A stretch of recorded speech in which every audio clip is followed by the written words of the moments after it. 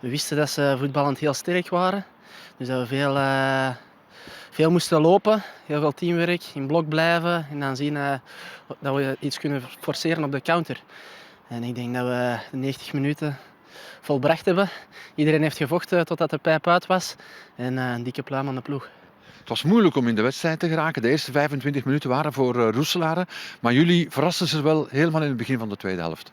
Ja, zeker en vast. Het is zoals ik zei, hè. Ze kunnen de bal goed laten gaan.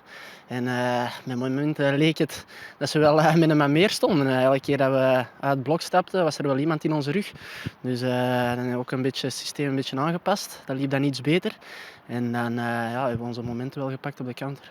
En op het einde ook. Dan mocht jij je eerste doelwit maken voor Virton. Leuk, hè? Ja, het doet deugd natuurlijk. Hè. En dan de wedstrijd winnend afsluiten. Maar goed, ik denk dat het belangrijkste is dat we de 3 punten hebben gepakt na vorige week. Je had soms 2 keer kunnen scoren, want je had nog een goede kans van op afstand.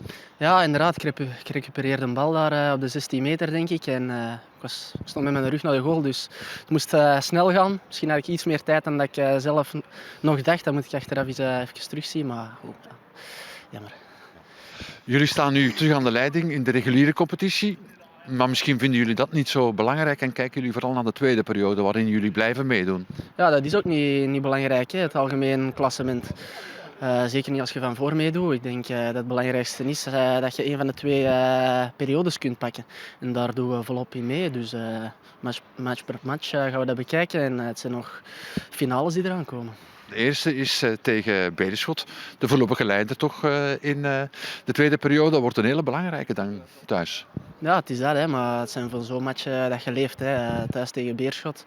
We gaan die rustig voorbereiden. Dit weekend nog genieten van de overwinning. En volgende week de wedstrijd goed aanvatten.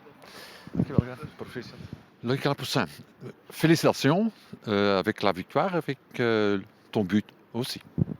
Merci, ça fait toujours plaisir de renouer avec la victoire, surtout quand on est décisif. C'était pas facile, hein, le début du match. Non, c'était un match compliqué, on savait qu'on jouait contre une très bonne équipe, qu'il fallait être en bloc et attendre nos occasions et les mettre. Vous avez les surpris début du premier mi-temps, deuxième mi-temps.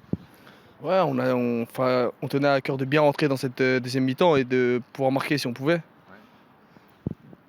Deuxième occasion déjà pour toi parce que juste avant, tu as une belle occasion mais pas de réussite. Ouais, en première mi-temps, j'ai une occasion, je joue un peu mal le coup. Ça me tenait à cœur de marquer et d'être décisif ici, donc ça a été bénéfique pour moi, tant mieux, pour l'équipe. Encore dans la deuxième période, tu joues avec. Prochain match contre le Beerschot, ça va être très important, je crois. Chaque match est important, il reste 6 matchs, c'est 6 finales et on va essayer de les jouer à fond et de gagner. Merci. De rien, un petit retour de Julie. Christian Bracconi, félicitations. C'était pas un match facile, mais victoire bien méritée. Un match très difficile, je confirme, parce que ça a été une débauche d'énergie permanente. Beaucoup de mes joueurs ont fait plus de 12 km, voire 13 km dans ce match. Donc c'était vraiment un match où il fallait de toute façon avoir cette intensité, ces courses, si on voulait exister, parce qu'on sait que c'est une équipe à domicile qui est capable de jouer très bien et de vous faire courir énormément. Donc on est bien resté en bloc. On a souffert le premier quart d'heure, voire les 20 premières minutes. Et ensuite, on a rectifié tactiquement. Et puis, au fur et à mesure que le match avançait, on était de mieux en mieux. Et puis, on a réussi à concrétiser. Ensuite, on a beaucoup d'occasions pour tuer le match. On ne les met pas. Et puis, on est encore un petit peu entre deux. Donc, on réussit à marquer sur la fin. Et je pense que c'est un très bon match de la part de Virton. C'était difficile pour Virton de presser comme l'habitude. Oui, on n'avait pas non plus choisi cette option. On avait surtout choisi l'option de rester en bloc. Parce qu'en allant presser, c'est une équipe qui manie bien le ballon. Elle pouvait trouver des passes dans notre dos. Donc on était plutôt sur un bloc compact. Et puis les fatiguer aussi, en étant systématiquement bien ensemble. Et puis en deuxième mi-temps, à partir du moment où on prenait l'ascendant, là on a commencé à sortir les pressés pour éventuellement contrer. Donc on a su défendre quand il fallait, attaquer quand il fallait. On a souffert parce qu'on aurait pu marquer avant. Mais dans l'ensemble, notamment sur la deuxième mi-temps, notre gardien n'a pas eu un arrêt à faire, contrairement à nous qui avons eu beaucoup d'occasions. Donc je ne vais pas dire que la victoire est méritée, mais en tous les cas, on mérite de gagner. maintenant en tête de compétition régulière, mais peut-être c'est pas intéressant ou important, deuxième période plus important.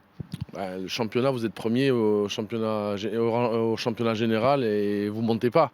Donc c'est un petit peu l'anomalie, mais en même temps, on s'est relancé dans la course à la victoire dans cette deuxième tranche. On maintient aujourd'hui le club après sa montée la saison passée, donc c'est déjà très bien. Maintenant, on va aller, il reste 6 matchs, il va falloir aller chercher des points pour se battre jusqu'au bout pour l'accession, enfin en tous les cas pour jouer la finale. Prochain match contre le leader du deuxième tranche, Beerschot. Oui, on va recevoir le Beerschot, ça sera un match, j'espère qu'il y aura beaucoup de supporters. Et puis c'est un match, encore une fois, un match clé qu'il va falloir gagner. De toute façon, il y a 6 finales jusqu'à la fin, on le sait.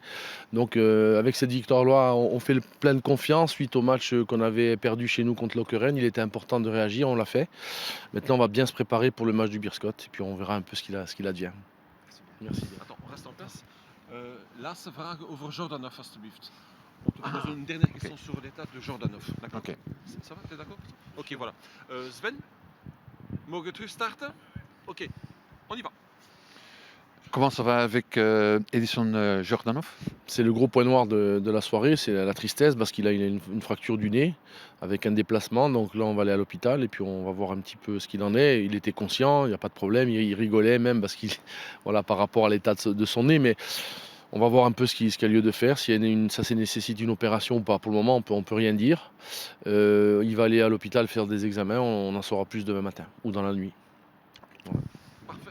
Ok. Merci beaucoup.